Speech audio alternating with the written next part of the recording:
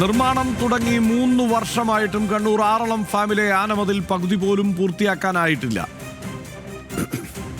ആകെ 70 കോടിയോളം രൂപ വകയിരുത്തിയിട്ടും പ്രദേശത്തെ ആനപ്പേടി ഇന്നും തുടരുന്നു.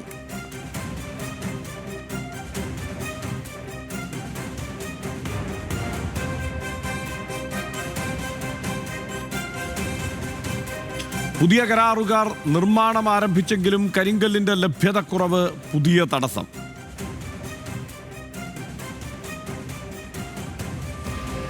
മനുഷ്യന്റെ സ്വത്തിനും ജീവനും നേരെ പാഞ്ഞെടുക്കുന്ന കാട്ടാനകൾക്ക് പ്രതിരോധം തീർക്കുകയായിരുന്നു ആനമതിലിന്റെ ലക്ഷ്യം.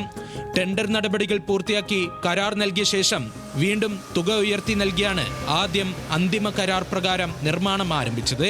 ആകെ നിർമ്മിക്കേണ്ടിയിരുന്നത് 9.8 കിലോമീറ്റർ നീളത്തിലുള്ള കോൺക്രീറ്റ് മതിൽ.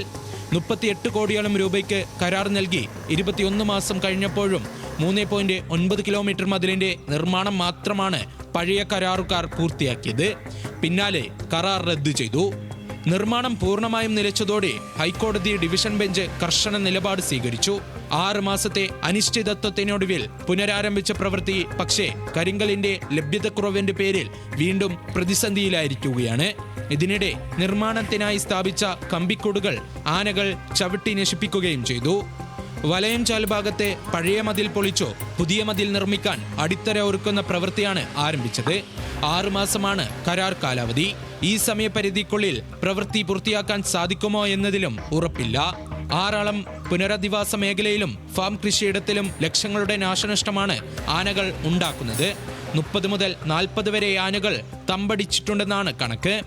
കഴിഞ്ഞ 10 വർഷത്തിനിടെ 14 പേരുടെ ജീവനാണ് കാട്ടാന ആക്രമണത്തിൽ പൊലിഞ്ഞത്.